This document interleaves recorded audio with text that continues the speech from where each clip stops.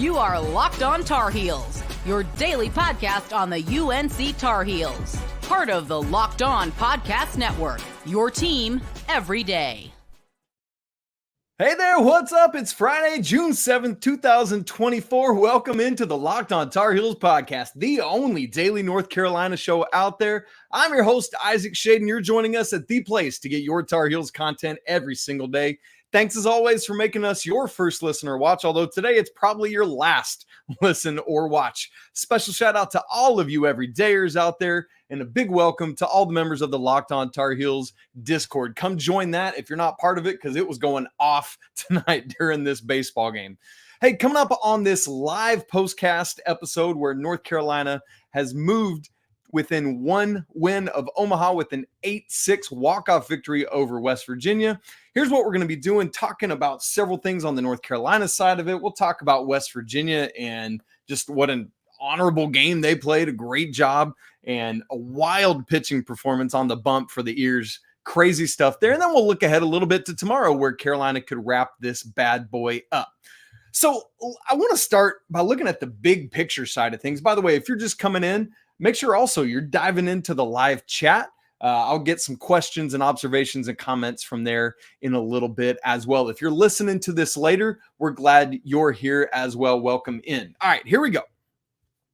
Last week in the Chapel Hill Regional, Carolina played 4 games, Friday, Saturday, Sunday, Monday. Saturday was literally the only game they were winning entering the 9th inning. Crazy stuff. They trailed Friday, they trailed Sunday, they trailed Monday. They won 2 out of those 3 games, and they did the same thing tonight. I can't call it 3 walk-offs because they were the visitors, remember, on Monday night.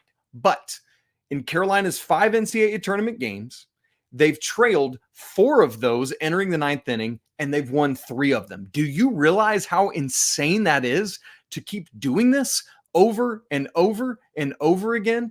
That's just a testament to this team, to their belief in one another, to not getting too far down. And I mean that mentally and emotionally, but also in terms of number of runs.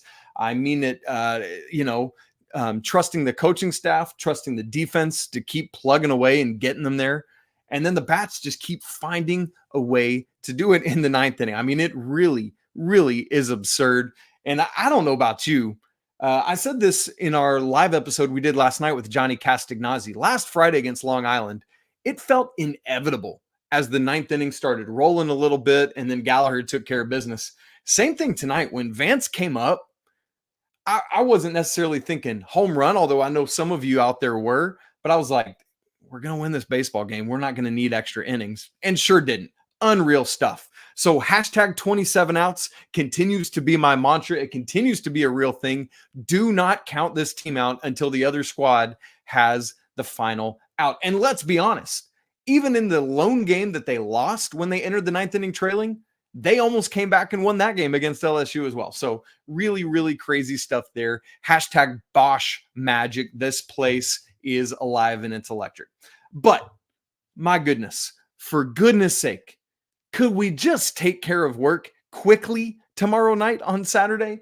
And could we, not allow a team back in a game? Can we just put them away and keep them away, get a lead, keep a lead, extend a lead, and let's go to Omaha without sweating a little bit, shall we? But that said, I do want to talk about some atonement. We're going to do that in a second. But y'all, Vance Honeycutt. One of the things I said was a key to the key on the North Carolina side of this game was that Vance Honeycutt needed to be a dude. And by that, I meant that he needed to put bat on ball. As a leadoff hitter, you got to have your leadoff hitter making contact, even if he's not getting on base, at least putting the ball in play, and then good things happen, right? Like, for example, that routine ground out to third base that Vance almost ran out and Carolina used their second challenge on and lost it. But the fact that that was even close enough to think they should review it is bonkers. That's what happens when Vance Honeycutt puts the ball in play. In this game, 5 at-bats, struck out just once, and it was that honestly, he got caught looking. I'm going to be honest with you, because Clark doesn't have much MPH on his fastball. I mean, for relatively speaking anyway, but he caught Vance looking inside. I think Vance thought it was a ball. But I mean, I thought it got enough at the corner to ring him up. Outside of that, though, he put the ball in play in all of his other at-bats, and that's exactly what Carolina needed from him in this baseball game. So props to Vance for being able to do that. But he comes up bottom of the 9th inning, and y'all, that bomb off his bat was absolutely smashed, absolutely crushed. And as you watch back the replay, the quickness with which he realized how far out it was, if you go watch it back, his mouth just goes, oh, like immediately. And it was awesome. Somebody put in one of the chats I'm in, 109.98 off the bat. So it was almost round up to 110 miles an hour off the bat. Great stuff there from Vance. Way to go. And look, you got to have your dude step up in dude moments. And Vance has now done that twice. The first game against LSU last Saturday, and then doing this to walk this one off. Great, great stuff from Vance. You love to see it. I talked about atonement. Here's what I meant by that. Remember last Friday, who walked it off? Gavin Gallagher.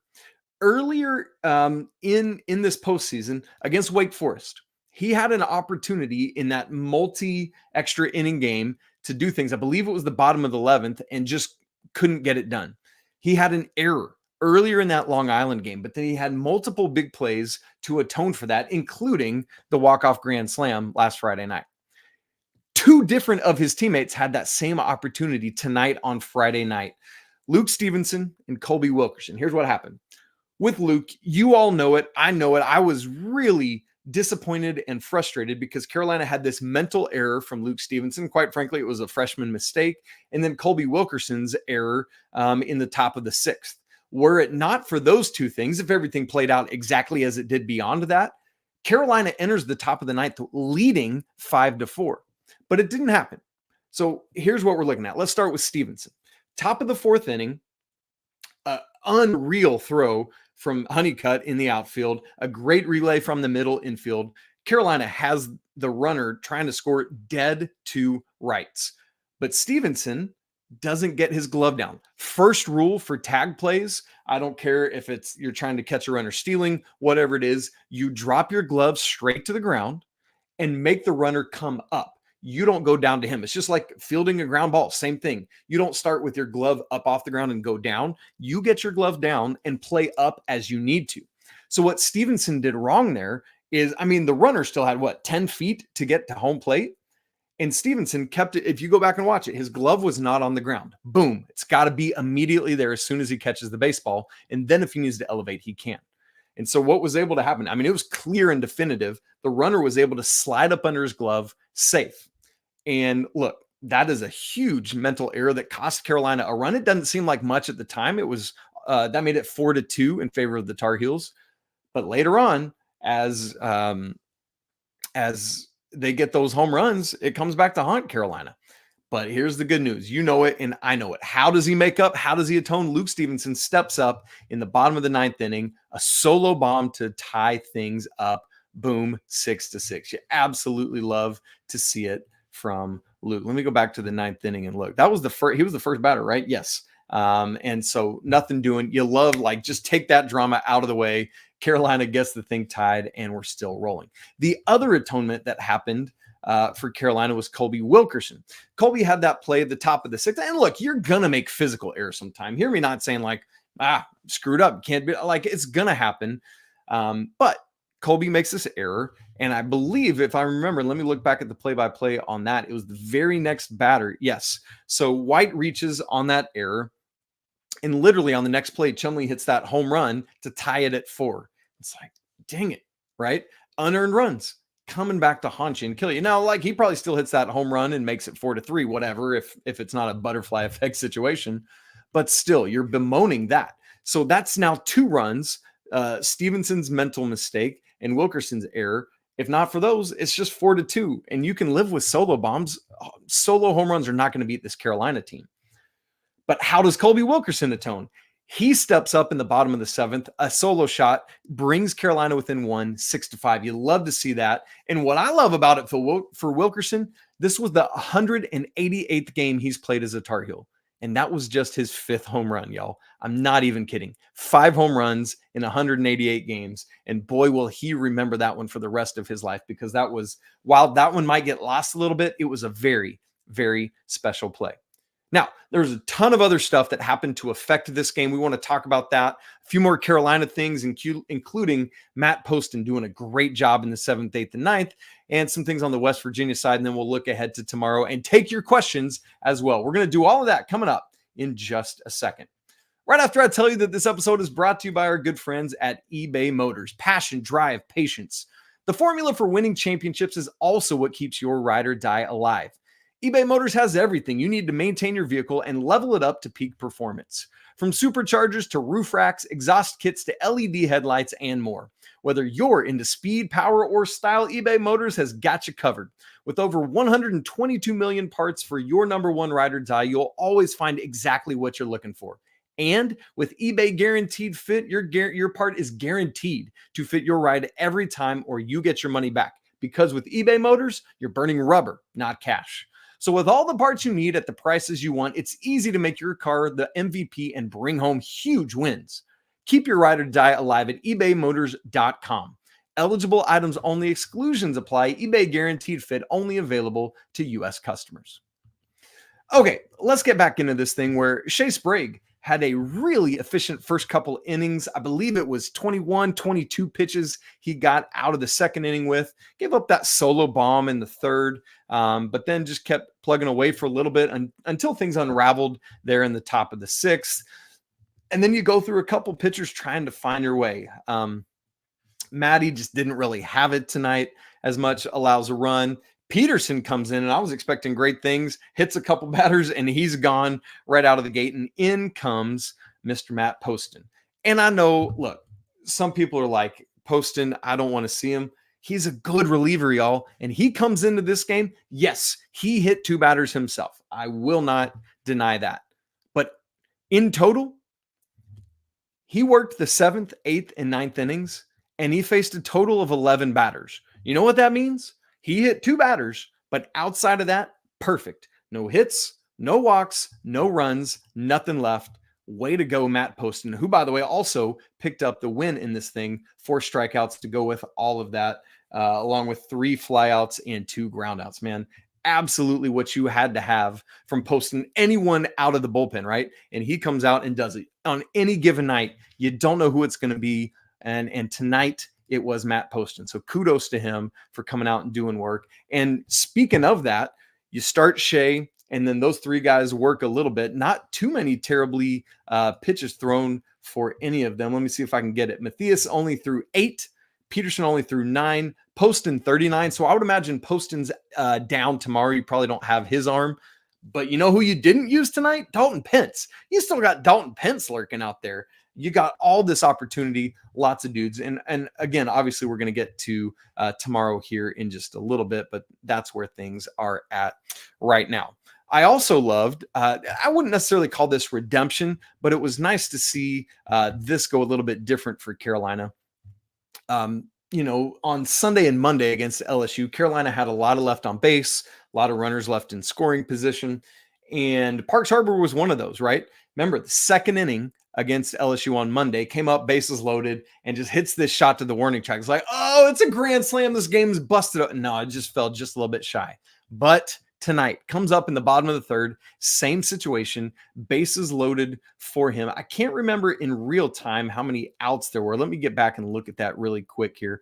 Bottom of the third inning, ground out, walk, single walk. So there's 1 out, but Harbor singles, and the ball just keeps rolling. Error on the center fielder, clears the bases on this ball that just never really stopped. Like the way it was struck, it should have been basically a 2-run single. Who was on first? Casey Cook was on first. He should have gone first to third, as he did, but that error allowed all 3 guys to score, allows Harbor to get to second, and love it, because then D'Onofrio grounds out, and Gavin Gallagher with 2 outs, key insurance run here, even though it was early in the game, gets a single, Harbor scores, and now you're looking at 4-1. You just love to see Carolina tacking on runs like that. So really loved that opportunity for Parks Harbor there. Let's get to the West Virginia side of things just a little bit. Look, Derek Clark, pitcher, that was one of the most bonkers things I believe I have ever seen. 144 pitches. Let me make sure I got that number right. That's the number I've been saying, and that's the number I've had in my head. Yes, 144 pitches tonight for Derek Clark. I mean, look, mad respect to that dude for saying, keep giving me the ball. And look, in this day and age where it's, oh, we can't hurt people's arms. We can't let them go over 100. Come on, man. How many years and decades have pitchers been throwing well over 100 pitches? I get it. We got to take care of guys and not ruin their arms, but it's like we're soft on that. Anyway, that's just a soapbox of mine. But dude, mad respect to Derek Clark for continuing to work. Each inning he kept coming back out. I was like, are you serious? He's coming back out right now? Just because you don't see it when guys get to that pitch count anymore. But great stuff from the little lefty. Seriously, this dude's like 5'8", and he's out there carving up Carolina pretty good. But also, at the same time as I have mad respect for him, did you see the look on his face when he walked off at the end of the eighth? It was like Trevor Bauer used to do when he still got to pitch in the majors. Had this smug little like, yeah, I just walked in here to your stadium, took care of business, and now you're going home. You know what the problem is, Derek Clark? The Tar Heels still have 3 more outs they got to get, and this team ain't done until they get 27 outs. So mad respect, but also I did not mind wiping that smug grin off your face that you had when you came off the mound in the 8th. Looked a little bit different there in the dugout in the 9th, didn't it, my friend? It is what it is. So there's that. Also, what was it? West. This dude comes into this game 1 for his last 32 and goes off. Hit that solo shot that got West Virginia on the board in the top of the 3rd. And then he had another hit that I think brought somebody in, I want to say it was I can't remember for sure. It was somewhere in there. But anyway, then he also had another 2-run bomb. This dude just goes off. Had been 1 for his last 32, started 3 for 3 today, finished 3 for 4 because Poston came in and got him out. So that was wild stuff as well. Absolutely. Now, ticket prices. Can we talk about that for a second? Because ticket prices got absurd on this thing. Seeing these tickets that, face value were not near what they were and going for astronomically more than they were at face value on the third party market, I guess I should say. Crazy stuff there. But you love to see the Tar Heel fans all over the place, out beyond the outfield, up in the bleachers of the field hockey stadium. I mean, just great stuff. And look, folks, if you're going out to the game tomorrow night, we need another loud, boisterous, obnoxious game. Drown out those West Virginia fans. Don't let it happen. But let's have another electric atmosphere in the Bosch. Speaking of tomorrow, as I'm recording, I'm not keeping tabs on Coach Forbes' comments in real time. And so he might have already announced in his post-game press conference who's going to go tomorrow. But I also wouldn't be surprised if he's going to wait and see how DeCaro's feeling when he wakes up tomorrow, once they test out his arm a little bit and see what happens. So if anyone has already heard that, if you're keeping up with the post-game press conference or anything, would you just drop that in the chat? And I'd love to see what Carolina's planning to do. But here's where I'm at on that. Between starting Jason DeCaro and Aiden Hawk is, in some ways, it's like, since Carolina won tonight, maybe you just, if you don't feel like DeCaro's ready yet for tomorrow, why rush it, right? Let him get another day of rest and have him ready if necessary for game 3. But there's also the other side of the coin of like, look, let's not take any chances because game 3, anything can happen. If DeCaro is ready to go, man, you start him tomorrow night. No questions asked. Take care of business. Part of that is because also, as I said a little bit ago, you haven't done much with your bullpen. Yes, Poston, again, is probably down for tomorrow night. You're obviously not going to roll Sprague back out tomorrow, but anybody else. And so you still got Dalton Pence. You probably bring Peterson back. You bring Matthias back if you need to, because those guys, I mean, everyone's going to have an off day on the hill every now and again. And so I feel really good about where Carolina's pitching is at. However, for West Virginia, I'm not so sure that they're going to have it already. They do have And forgive me, I forget his name in real time, a second starter that is pretty good. That I'm sure they'll roll out tomorrow, like Stripling, something of that nature. I apologize that I don't have it in my head. But beyond that, like from all the studying I've done of their arms this week in preparation, there's just not a ton in the bullpen. There's not much even from starters beyond these two guys. And so again, like let's strike while the iron's hot, take care of business tomorrow. Now, West Virginia, it's cool because you have a first round draft pick leading off for both of these teams. Weatherholt, I thought Carolina was able to hold him down really well tonight. Held him to just one hit, one for four. And you love to see that. And just looking at some of the other, Hussey, where's the third baseman? Chumley, that's their dude. 2 for 5. So that's a pretty good night. 2 of their 6 ribbies. And so pretty good from that. But all in all, I thought Carolina did a really, really good job tonight. And so we'll get ready for tomorrow. Again, 8 o'clock on ESPN2, unless they change it like they did tonight. So want to wrap this live show with looking at the chat, seeing if there's any questions anyone has or any comments. And if not, we'll just get out of here and roll on with our Friday evening. And it's time to keep on celebrating. And we'll do all of that coming up here in just a second.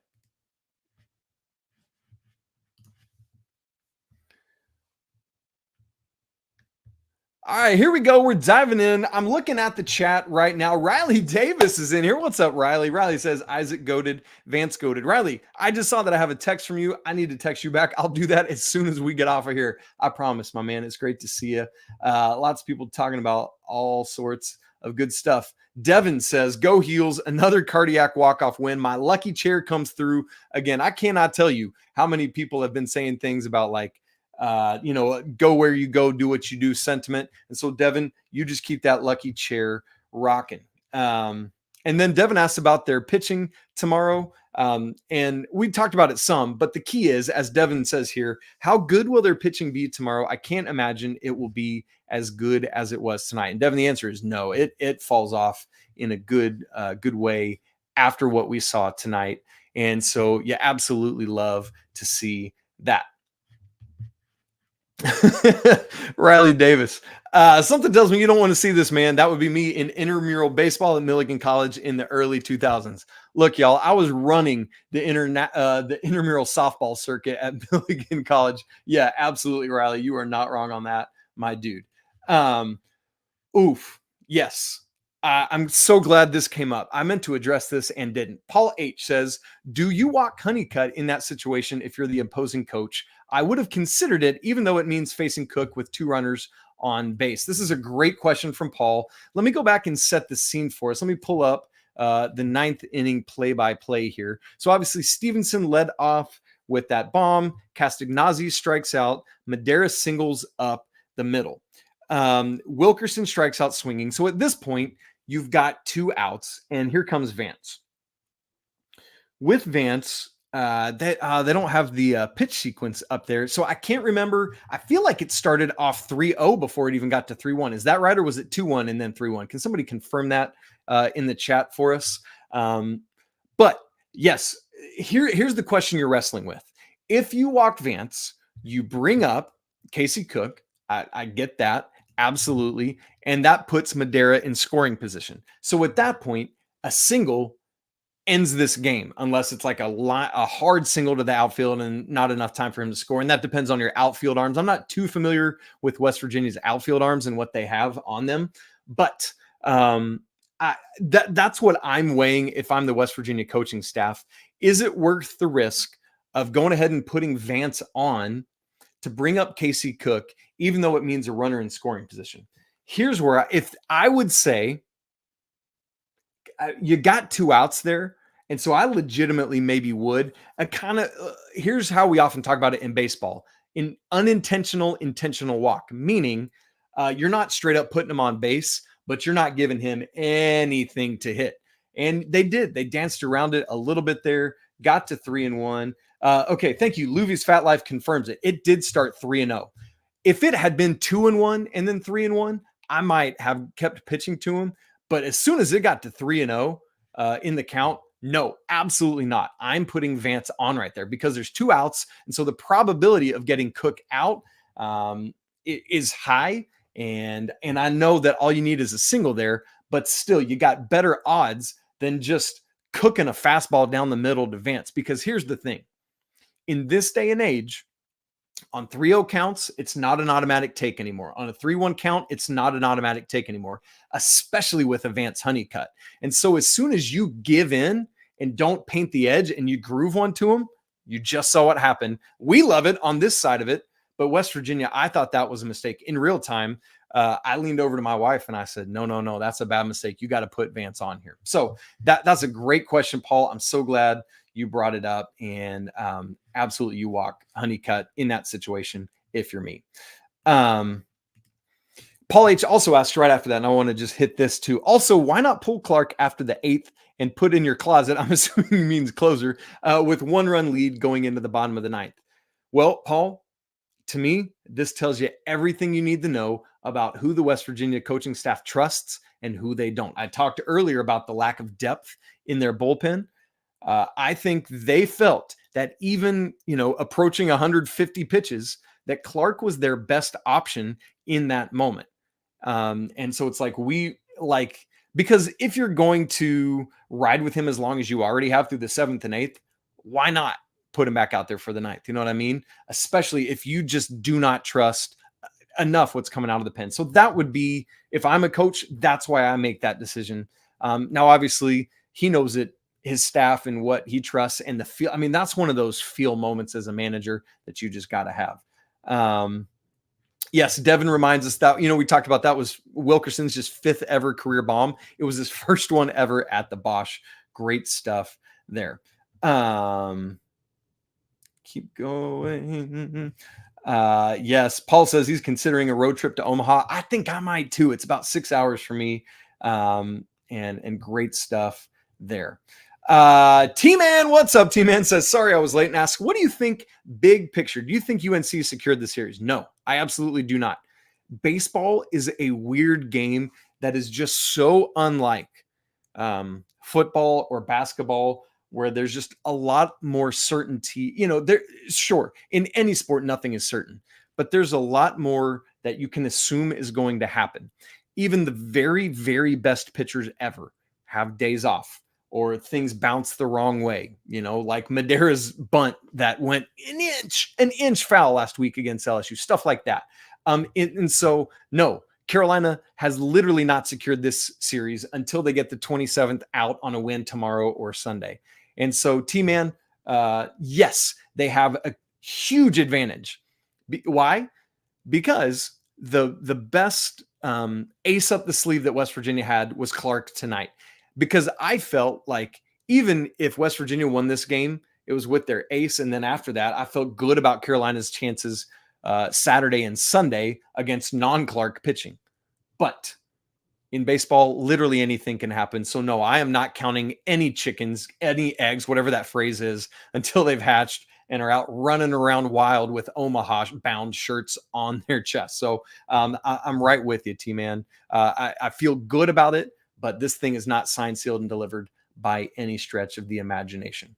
And we'll see if there's anything else that we got to do here. Brandon Willis says the pitcher was a little too cocky. That's absolutely right, Brandon. And from that regard, I did not mind sending him home a little bit.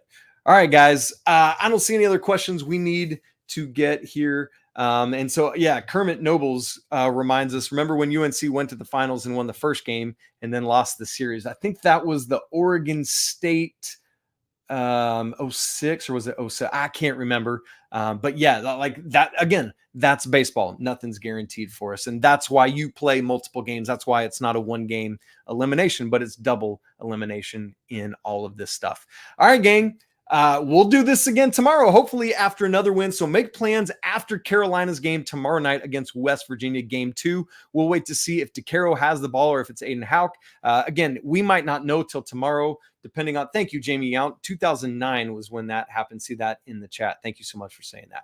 If you're not subscribed to the Locked On Tar Heels podcast on audio and video, you need to do that on your favorite audio platform. Just go search Locked On Tar Heels. Come join us. on YouTube. Hit that subscribe button right now. If you haven't hit the bell to get notifications, it will send you notifications when I go live or when there's a premiere. It sends you the notification and you just tap right on in. If you're not part of the Locked On Tar Heels Discord chat, man, we'd love to have you in there as well. The link is in the show notes for this. It's free to join. Come for the Tar Heels, stay for the community. All right, y'all, you know that it's always a great day to be a Tar Heel. We'll talk again tomorrow night after game 2, but until then, peace.